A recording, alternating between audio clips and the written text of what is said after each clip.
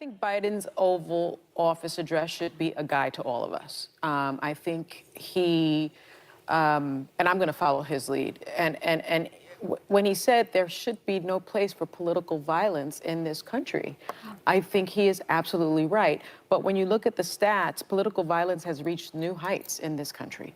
The Brennan Center for Justice at NYU just released a report in January that found it was not just well-known politicians who have faced more threats. 43% of state legislators and 18% of local office holders are saying that they have received threats.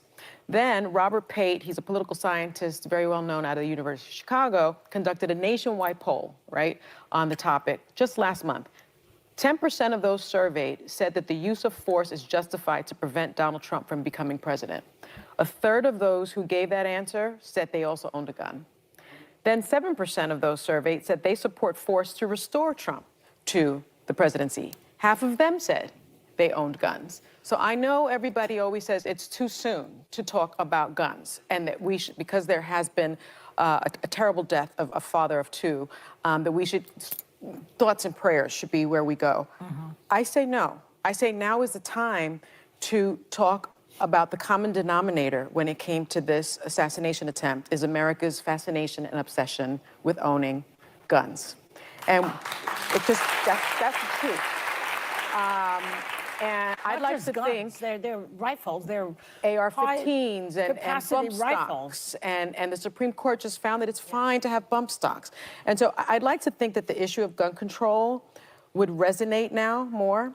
And but rather than that, I think what's going to happen is we're going to have more of this rhetoric of, had there only been more good guys with guns, this may not have happened. And so, well, the Secret Service had guns. They had guns. Those are the good guys. And so, but my guess is they're going to say the Secret Service screwed up, if there were other people with guns. And I think that gun ownership will probably, because of this event, go up in this country instead of going down. And that is my fear. I think we need to have an honest and real conversation about real gun control legislation. Okay. Well, and it's a quickly, because I want to make. I would say it's a remarkable failing of the system. To your point, that he bought these rounds, they found that he had explosives on him, and there wasn't some flag in the system. And the Hill's investigating it. Secret Service has a lot of answers, but I've traveled all over the world with presidents, vice presidents, secretaries of defense. I've never seen a site secured that way, where there's just an open area that somebody could target a candidate for president and former president. So there's a lot of questions. Service, they put their lives on the line, but there are some real failings that they need to answer. Just know that Sonny Hostin will never let you down. If there's a bad take to be had, she finna get it. When you pray, I want you to pray for Trump. I want you to pray for the country. I want you to pray for your own family and safety and your relationship with God. And I want you to pray for her husband. She a lost cause. Whoever's married to this woman has to be stressed out. I think Biden's Oval Office address should be a guide to all of us. And I'm going to follow his lead. And when he said there should be no place for political violence in this country, I think he is absolutely right. So I know everybody always says it's too soon to talk about guns, and that we should, because there has been a terrible death of a father of two, thoughts and prayers should be where we go. I say no. I say now is the time to talk about the common denominator when it came to this assassination attempt is America's fascination and obsession with owning guns. If you see this woman, when you die, you probably went to hell. And that's another reason why we're not going to come together. We just have completely different ideologies on shit. She is like Second Amendment. What? She does not agree with Marcus. Go ahead. Shout out to the Caltech PLR 16, saved my life before. And shout out to that Glock 17, saved my life before. Guns is 100% necessary, and you need them. Anybody who don't think so are probably gonna find themselves on the opposite end. But Marcus, are we fascinated with them? Are we fascinated, overly fascinated with guns as Americans? Guns are current to save your life. When somebody's shooting at you, you're gonna wish you had a gun. It's one of them things where you rather have all the guns, nobody to shoot, and no guns, and everybody shooting at you. It's not even my children gonna be efficient with rifles and sidearms. And they're gonna be able to build their own stuff and repair everything. That AR-15 gonna be their platform. They're gonna 308 it, they're gonna 223 it, 556 it, 762 by 39. And then when they want to get fancy, we might get into like, some bolt action rifle. Just so I know that extremely efficient across the board. That gun is the great equalizer. Um, there's no sense in fighting with people who got switches and all type of shit, and your ass trying to reason with them. No, you need a gun, bro. You better go get your gun. And anybody who don't understand that don't really understand violence, because wars of the words is cool, but the person who wins usually write history and tell the story. So if you want to be on the right end, you need to strap up all the way, like all the way, all the way. You need to have a gun to save the gun that's in the place where the gun is at, with 1,000 rounds of ammunition for each caliber that you got, and accessories. You need an extra bolt carrier. You need, you know what I'm saying, an extra gas tube. You need things in case your stuff overheat. You need all of this stuff. You need a gun toolsmith kit. You need everything necessary in order to make sure your firearms work correctly. Routinely clean them, and you need to make sure you're going out and testing that you know what you're doing consistently, one every 3 months, or get you some dry fire targets and start. Look, you need to be right on point when it comes to these guns. It's not up for debate. And that's another key reason why I don't align with Biden's administration. His entire administration, he's been pushing to take away 2A rights. You know what I'm saying? He even went to the extent of where he was like, "Oh, y'all think that AR-15 is going to keep you from fighting off the government if we wanted to do something? We got F-15s." Like, bro, what? You know what I'm saying? Like, that was the whole point of the Second Amendment. And the fact that these Democrats, which primarily reach out and is influenced by the lower and middle class, where there's a higher crime going on in the communities, now you're making it more difficult for these people to even protect themselves. I would think you would want to stay away from guns. You forget that the whole panel we had about how you got in trouble and they slapped that on you. Good, bro. I would think. I'm legal. Okay, I can't get it off. You see how I let you talk, Viz? Pull up on me. Pull up. Okay, so here's what we're gonna do. You made a whole case for why you would never want to be around another gun again. Even broke out articles, if I remember correctly.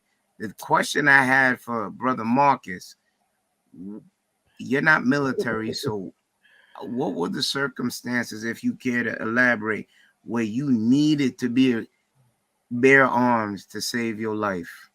I'm not elaborating on that. Okay, so you going outside. I apologize. So let me take that out the way. So I know a safe question I can ask. Is it something where the place that you were in, you did not need to be, that would have excluded you ever having to bear arms to protect your life? Bro, that means nothing.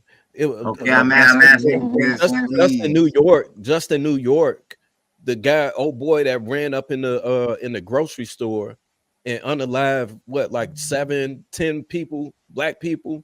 Nobody in there had a firearm. Okay, only the security guard. So watch this beautiful thing.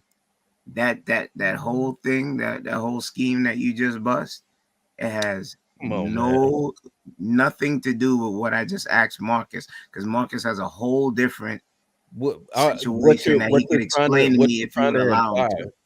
What we all see that you're trying to imply is that Marcus was in a situation or a place where he had no business. I never knew your name was Marcus White. Come on, man. Maybe Marcus could give me more elaboration, give me corrections. He just said he wasn't. We know what you're doing, man. Come Marcus, on, man. Okay, Marcus. That's why he didn't answer it. Okay, no, he didn't answer because you interrupted, Viz. That's why he didn't answer, because you jumped in. Marcus, did I or did I not rephrase it? You gangbanging on Kenny, Viz. Marcus, did I or did I not rephrase it to get that one out the way and say, could it have been a situation where you need not bear arms if you were never in that place? You did hear me say that, right? Yeah, I heard you. So